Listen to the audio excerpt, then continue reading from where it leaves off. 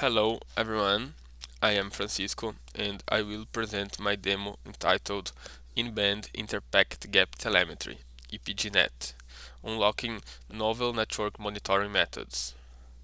This work was developed at UNICAMP in our research group, called Intrigue, and funded by Ericsson Innovation Center. So, thank you Ericsson for the support and all the contributors for the help. So, about the context of this work, we can see the rapid growth of the data center network in terms of size, bandwidth, and the number of applications, which also includes the performance requirements for the applications. For example, a low latency and a high throughput. To satisfy the performance requirements, the network needs to implement solutions for different network problems and scenarios that can affect the network performance, as for example the microbursts and congestions. So, to implement the solutions, the network operator needs to use different strategies, algorithms, and monitor applications, and collect different kinds of information from the network. Each of these solutions needs a particular network resource, like for example, specific network information or processing capacity in control or data plane to run the necessary algorithms. However, the network resources are limited by several aspects, like for example, the network information collected by the networks is limited and includes an additional overhead. The control plane has limited processing capacity, and the data plane, considering the current programmable switches like Tofino, does not support complex operations and a large amount of data. So, given these restrictions, how to develop efficient solutions to many network problems and scenarios? This solution needs to work together, sharing network resources and information. And our objective is to develop solutions for multiple network problems combining a high accuracy and a low overhead in terms of control and data plane overhead.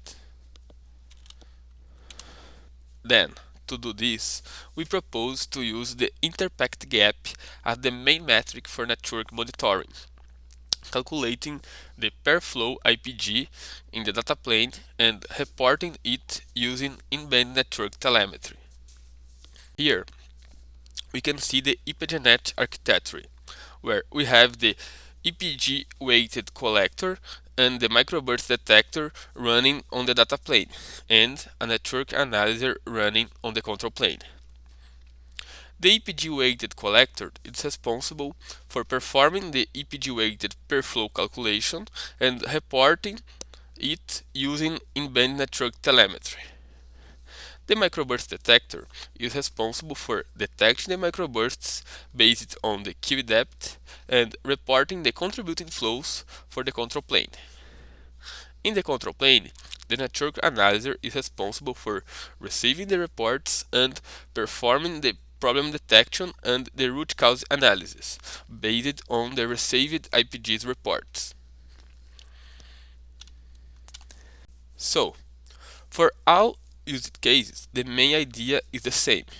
Calculate the interpacket gap as exponentially weighted moving average and reporting it using int. More precisely, for the problem detection like congestions and for root cause analysis, we use a variance calculation in the control plane. And for the microburst detection, we use a full data plane strategy able to detect the microbursts and reporting the contributing flows. Here we can see an example of the reports received by the network analyzer, where we have the flow information, including the flow ID, the source and destination IP, the source and destination port, the protocol, and the timestamp of the report. And here we have the IPG measured in each hop of the flow path. For example, here we have the flow 1, the flow ID1 with this IP and this protocol, this port, source and destination port, this timestamp, and the interpacket gap measured in each hop of the flow path, like 1 millisecond in the first hop and 1.01 millisecond in the second hop and the next. Here we have another flow with different IPs and ports and different IPGs measured. Note that the flow 1 and flow 2 has different IPGs because the IPGs is extremely related to the flow throughput, as we can see in the next slide. Here we have an example of the relationship between interpacket gap and flow throughput. Here we measured the interpacket gap in a Tofino switch for 3 different flow throughputs, and as we can see, for different flow throughputs we have different interpacket gaps. In the previous figure, we can observe that the interpacket gap is related to the flow throughput, and if we don't have a problem, the interpacket gap follows a similar variation over time, because the switches send the traffic at the same rate that they received it, if don't have problems. So, to detect the problems, we propose to use a variance model, where we measure the variance of the interpacket gap of a flow at all hops in the flow path. So, we use the classic variance model, as demonstrated here, to measure the EPG per flow variance and used it to detect the problems. Then, when detecting a variance greater than a predefined threshold specified by the network operator, the problem is detected. To find the root cause analysis, we perform an individual analysis on the flow report, where the variance was denoted. Here we can see an example of the problem detection and root cause analysis. At first time, we have the flow 1 that goes through 4 switches and has no problem. It also has an EPG variance close to 0. In a second moment, we have a problem with the flow 1, with the IPG increasing by 0.5 on switch 3, which also significantly increases the variance and makes it possible to detect the problem. After the problem is detected, to find the root cause, we must perform the individual evaluation of the report, looking for the first hop where the variance occurred. This hop is the cause of the problem, and in this case it is between switch 2 and switch 3. Here we have more details about the microburst detection algorithm. This algorithm seeks to detect the microbursts and report just the contributing flows. So, to do this, we perform the IPG calculation and check if the QE depth is greater than a predefined threshold. This threshold is specified by the network operator, and if the QE depth is greater than this threshold, we check if this IPG of this flow is smaller than the overall IPG average, and if this IPG of this flow is smaller than this IPG overall average, we report this flow as a contributing flow for the control plane. So here in the else case is the case when we have packets in the queue which were in the queue at some time when the queue was larger than the threshold. So we also test if the IPG of this flow is smaller than the overall IPG average, and if it's true, we report this flow as a contributing flow for the control plane. So for the implementation of our strategy, we implement now just the microburst detection algorithm, and We will discuss in more detail the environment in the sequence of the video, in the demonstration. For the results, our preliminary evaluation seeks to evaluate mainly the accuracy of the Ipgnet and the overhead in terms of control and data plane. So, here we have a table that evaluates the accuracy of Ipgnet and the control plane overhead. The control plane overhead is considered by the report sent by the control plane. That includes the control plane overhead because the control plane needs to deal with this information. So here we have two network states, one burst state and a normal state, and the three strategies: Ipgnet or strategy, burst radar, a state-of-the-art strategy in microburst detection, and a traditional inch monitoring. And as we can see, in a burst state, all strategies can report all burst flows. But in the same state, in the burst state, Ipgnet don't report the normal flows, while burst radar and traditional inch monitoring report the normal flows, increasing the control plane overhead. So, in the normal case, don't exist the burst flows, so none of the strategies reports, but the traditional inch strategy report the normal flows because the traditional inch report all flows in all time. The main advantage of our strategy is not to report the normal flows in a burst case and report only the flows contributing to the burst, while the burst radar and traditional inch report the normal flows, increasing the control plane overhead.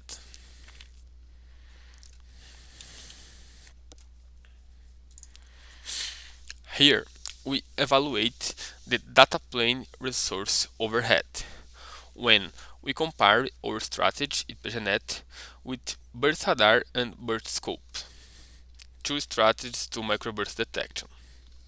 However, burst scope is a hybrid strategy that combines control and data plane to detect and report the contributing flows. In all cases, we consider the costs of the strategies plus the costs of the switch point P4, that is a baseline of P4 code. And as we can see, our strategy, Ipgnet, uses fewer resources than the other strategies. That means a lower data plane resource overhead. For the final considerations of this demo, we can see that we propose an open source solution for multiple network problems and using a single network metric, the interpact gap.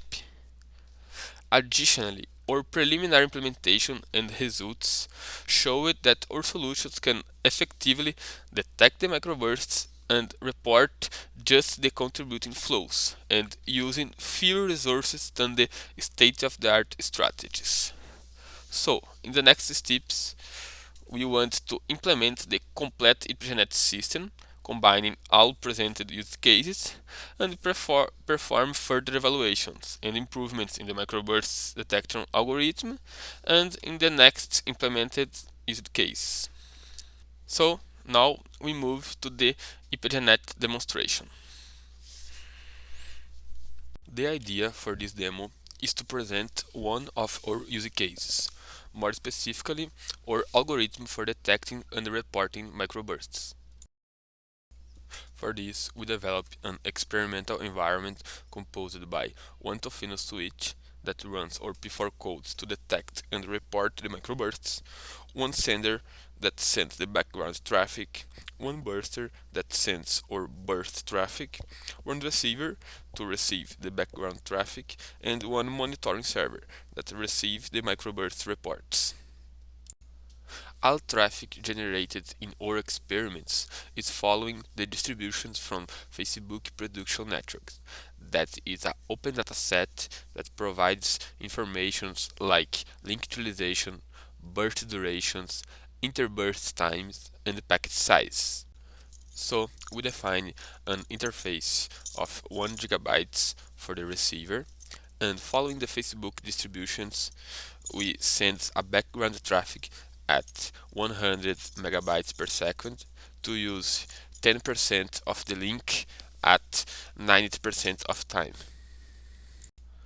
Then, following the burst durations, burst packet sizes, and interburst time, we send bursts at 2 gigabits to cause queuing in the switch. So, the idea is that the Tofino switch receives the burst. Our strategy detects the bursts based on queue depth, and our strategy report just the contributing flows based on their interpact gaps. In this window, I will run our strategy, and for this we have three sets of terminals. The first set is the black terminals running on Tofino switch and use it to compile the code, run the code, configure the ports, and view some network metrics. The second set is the beige terminals running T-Rex and use it to send the background traffic and the burst traffic. The third set is the green and red terminals that represents the monitoring server. The green terminal represents when a normal traffic or a normal flow is reported as a burst, and the red terminal represents when a burst traffic is reported as a burst. The objective of our strategy is never report a normal flow as a burst. So to start, we need compile our code. Here our code is called P4 code and is compiled using the SDE version 9.9. Remember that our code can be found in our GitHub repository. After the compiled is done, we need to upload our P4 code to the Tofino switch using the script run switchd. So now we need to make the port configuration, enabling all ports necessary to this experiment. To do this, we use the BF shell with an configuration script, and as we can see with the command show, all ports are operating.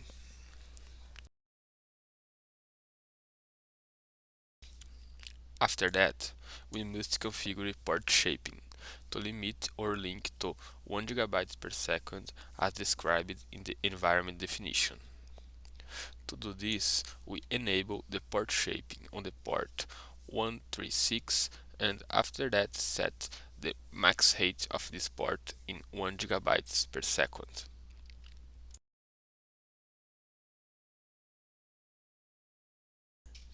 After the port configuration, we use the command rate period 1 and rate show to see per port metrics like input traffic and output traffic. Now the Tofino switch is ready to start the experiment. Now we can start send the traffic, and for this we use the T-Rex tool. So in one terminal we start the T-Rex tool and in another terminal we start the T-Rex console.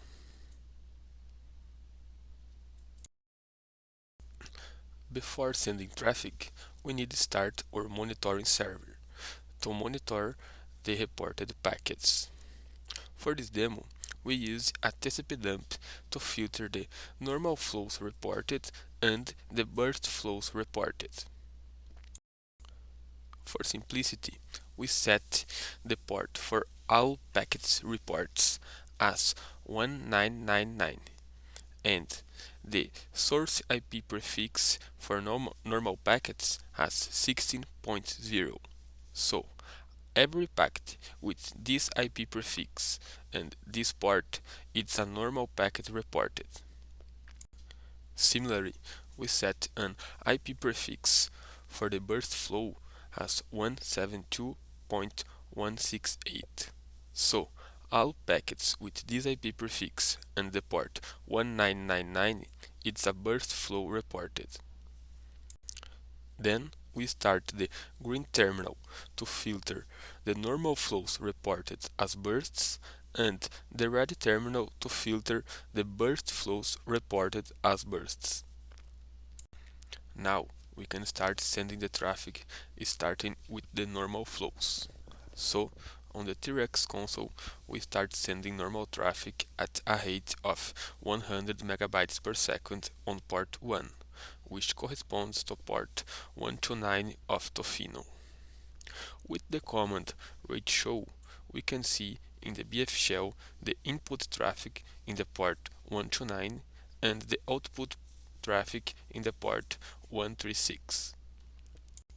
Furthermore, we can see that we don't have any flow reported on the monitoring server, due to the fact that we don't have any burst. Now we can start the burst flows. So, on the T-Rex console, we start the burst flows at a rate of 2 GB per second. Remembering that the burst behaviors are generated using the data from Facebook production network. Similarly, with the command rate show, we can see the input traffic and output traffic at ports 128 and 136. Also, we can see that since the burst started, the monitoring server started to receive reports. However, only the red terminal receives reports, which means that only the flows responsible for the burst are being reported. Therefore, for these preliminary tests, but which are also used by other strategies to evaluate microburst detection, our strategy proved to be extremely effective in its objective of detecting microbursts and reporting only the contributing flows. So this is our demo. Thanks for your attention.